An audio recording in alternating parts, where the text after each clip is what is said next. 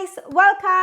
Welcome back to my YouTube channel. My name is Grace and today's video guys, gagawa ulit tayo ng makeup tutorial and this is the look that I'm wearing right now. Sobrang fresh look lang niya guys. Itong look na to guys ay para sa ating mga momshies out there na gustong magpaganda. Ayan, sobrang dali lang niyang gawin guys. Alam niyo yun, kasi tayong mga momshies, wala naman tayong maraming time sa pagme-makeup, diba? Syempre, more time sa family rather than makeup. Pero, of course, we need to look after ourselves even though we already have children. Kasi alam mo yun, kapag may anak ka na, mas kailangan mong mag-ayos kaysa yung papabayaan mo lang yung sarili mo na magbumuka kang haggard, tignan, ganyan. Although, alam ko naman na napakadaming trabaho kapag nanay ka na. Walang katapusang trabaho kapag nanay ka na. Pero, we still need to look after ourselves. So, yeah, itong look na to guys ay sobrang dali lang niyang gawin. Bagay na bagay siya sa ating mga momshies na gustong magmukhang fresh, hindi mukhang haggard. If you wanna see how I did this makeup look, then please keep on watching. Okay guys, so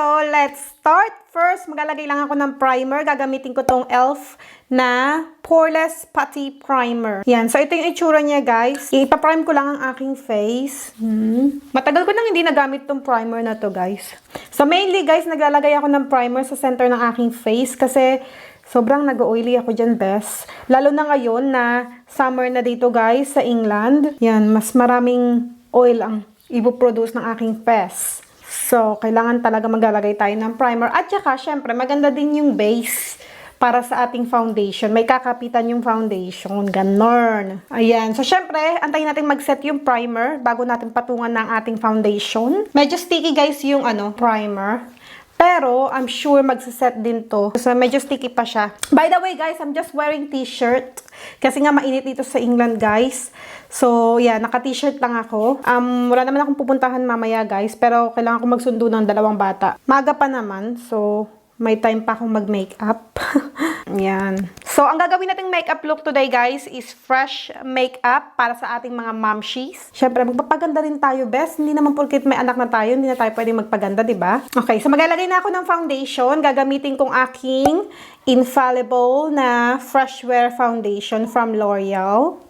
So, kukuha ako ng 2 pumps. Oh no, 1.5 pumps lang muna. Oh my God. Sobrang watery ng foundation, guys. So, yan. Alam niyo ba noon? 2 pumps yung ginagamit kong foundation. Pero parang sobrang dami na pala ng 2 pumps para sa akin. And then, i-blend natin siya ng damp sponge. Maganda tong foundation na to, guys. From L'Oreal. Nakaka-fresh talaga siyang tignan. At maganda siya pang everyday. Yan, tignan nyo. Nakaka-fresh talaga siya. At maganda yung coverage niya. Kahit sobrang watery ng consistency niya, maganda yung coverage. Yan, tignan nyo, guys, yung coverage niya. Ganda, diba? Yan. So, ayan yung foundation, guys. Okay, so next, guys, concealer. Gagamitin ko again from L'Oreal. This is the True Match Concealer. And I pick up the shade the 6W Golden Honey. So, maganda tong concealer na to, guys. I-highlights ko na din yung face ko kasi ganyan naman talaga ako naglalagay ng concealer. Maglagay din tayo dito, guys. Kasi parang ayan yung i-blend ko sa aking eyelids. Banda dito. Yan. And then, nose bridge. Huwag kalimutan yan, bes. And maglagay na rin tayo dito. Ayan. So, hindi na ako naglalagay sa aking forehead to highlight my forehead kasi pumuputi ang aking face best kapag naglalagay ako dyan. So, biniblend ko din siya ng aking damp sponge. So, i-blend din natin siya sa ating eyelids like that. Maglalagay tayo ng eyeshadow mamaya, guys. Pero konting eyeshadow lang para lang maganda tignan yung ating eyes. Guys, alam niyo ba, yung concealer at saka yung foundation is the best, guys. Ang dali nilang i-blend. At hindi sila nagsiset kagad, guys. Alam niyo yun, yung, di ba may concealer na sobrang bilis mag-set, hindi mo pa nabiblend, nakaset na kagad. Pero, yung concealer at saka yung foundation, guys, maganda. Perfect together. Yan, so, ayan na. Na-brighten up yung aking under eye. Then, of course, guys, kailangan natin iset ang ating face ng powder or pressed powder o kahit anong powder ang ilagay mo sa mukha mo, okay lang. Basta iset mo yung foundation, guys. Otherwise, madali siyang matunaw sa mukha mo or matanggal. So, iset mo siya ng powder or kahit anong pang-set na gusto mo. But I'm going to use loose powder, guys, from Rimmel. So, this is translucent. Ayan, so, iset natin siya. Nauna ko yung mga nilagyan ko ng concealer. So, tadtarin lang natin ng powder ang ating face para sigurado na hindi malalagas ang ating funda kagad. Ang dami ko nilagay sa takip. So, ilalagay ko siya lahat sa mukha ko, guys. Dahil sayang. So, itadtad natin siya sa ating face. Ang dami kong nilagay. Diyos ko, Lord. Bakit ang dami kong nilagay? So, syempre, maglalagay din tayo sa ating neck kasi binblend natin yung foundation dyan. Lagi kong sinasabi, guys, itong loose powder, kapag gumamit ka ng loose powder, messy talaga siya, best. Hindi ko i-bake yung mukha ko, guys. So, tatanggalin ko na kagad siya para, hindi siya mamuti sa aking face. Kasi, ayun, feeling ko lang, guys, kapag nagbe-bake ako, parang ang puti ng mukha ko. So, naset naman na yung aking face. Tanggalin ko na kagad siya. Okay, so yan, guys, nasetan natin ang ating face. Next, maglalagay na ako ng kilay dahil tignan niyo yung itsura ko pag walang kilay. Ang weird, diba? So, maglalagay ako ng kilay. I will be using this Revolution Pro na pomade. This is in the shade dark brown. Ayan. So, hindi ko pa masyadong nagagamit tong pomade na ito, guys. So, today, I'm going to use it. And I'm going to do it off camera, guys, ang aking kilay kasi meron na akong eyebrow routine. Lagi ko namang sinasabi yan. Ilalagay ko yung link sa description box, guys, if you wanna see it. So, I'll be right back. Hi, guys! I am back. So, ayan, meron na tayong kilay. So, next, guys, maglagay tayo ng konting eyeshadows para naman mabuhay ang ating mata. So, this is what I'm going to use today from Revolution, guys. Ang ganda ng packaging nito, bes. Tingnan nyo naman, oh. 'Di ba? Social ang packaging. Alam niyo ba, guys, yung mga Makeup Revolution na palettes, yung packaging nila. Okay, guys, so i-warm up na natin ang ating crease. I will be using this shade.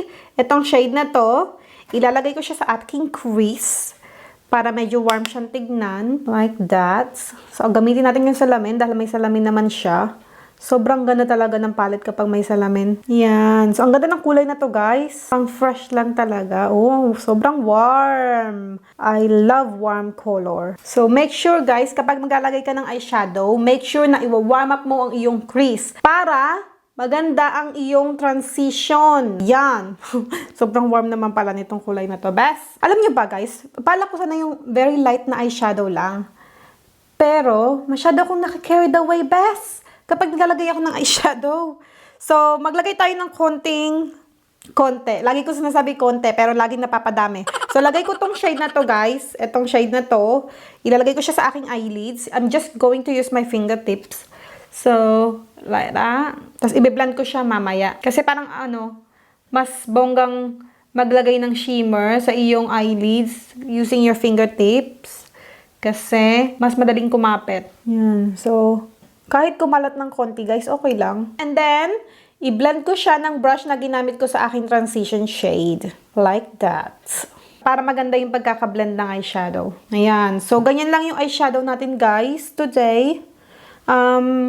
Sige, ilalagay ko na din yung transition shade na ginamit ko. Ilalagay ko siya sa aking lower lash line. Sabi ko, madaling eyeshadow lang ang gagawin natin. Bakit parang medyo nakicarried away ako? Yan, guys. And then, okay, tapos na tayo sa ating eyeshadow. That's it. Next, maglalagay lang ako ng cream color na eyeliner from NYX. Ayan yung itsura niya, guys. Ilalagay ko siya sa aking waterline. And then, mascara, guys, from Maybelline. This is the Snapscara.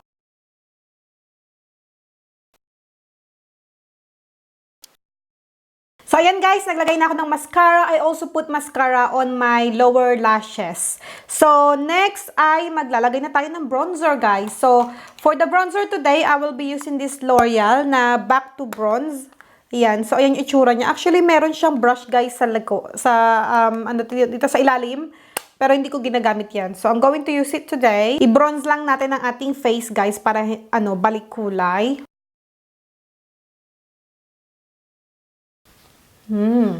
Ganda ng kulay na to, guys.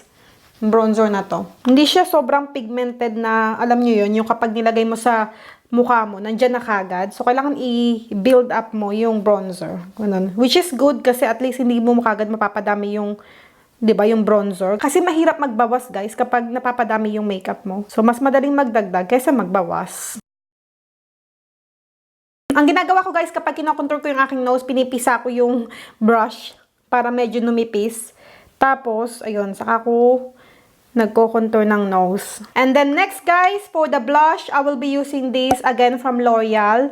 Actually, parang magkapareho sila oh. Parang pareho sila ng line. Itong bronzer, tsaka itong blush. This is the Lights a Peach na blush. Ayan. So, ito yung itsura niya, guys. Ito yung mga kulay na gusto ko best. Sa mga blush, ganito yung gusto kong kulay. Kasi bagay sa atin na mga morena, yung coral at saka peachy color. Ayun. Bagay sa atin yon. Gagamitin ko na lang tong stippling brush to apply this blush. Sobrang light lang ng kulay na to, guys. Pareho sila ng bronzer. Kailangan i-build up mo yung kulay sa iyong face, which is good para alam mo kung gaano kadami yung mailalagay mo sa iyong face. Ganyan lang. Parang merong konting sheen yung blush, no? Ayan. So, ayan yung blush natin. Very light lang. And then next, guys, syempre, ang highlighter. So, kailangan natin ito, guys, para magmukha tayong fresh, diba? Highlighter.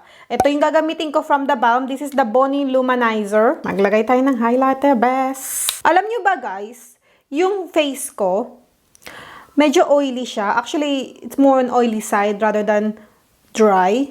Pero, gusto ko pa din yung nag-highlights, guys. Gusto ko pa din may glow yung yung face ko. Although, yung oiliness sa aking face nagbibigay na ng glow. Gusto ko pa din ng mas glowy pa, best. Ayan, I love highlights. Tapos, dito din sa aking nose bridge.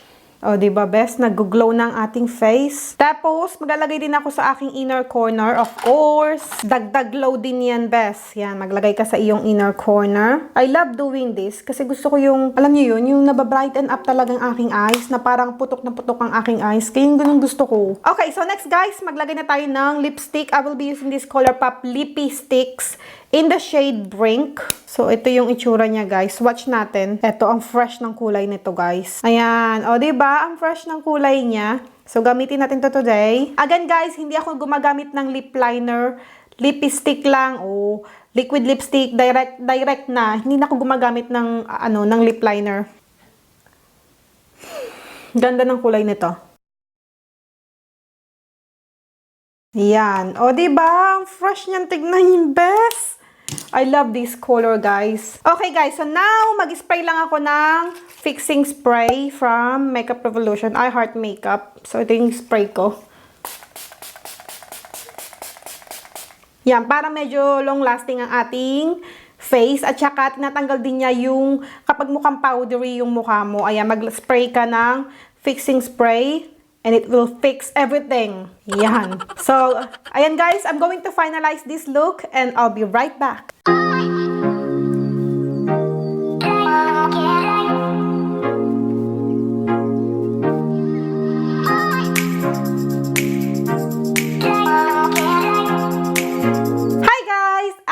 Back. So, ito na ang ating finished look. Sana nagustuhan nyo tong look na ginawa natin today. It's very easy, guys. And I hope you enjoy this video. If you have any questions or request videos, let me know in the comment section below. At kung hindi ka pa nakasubscribe, just click the subscribe button down below. And I hope to see you next time. Bye!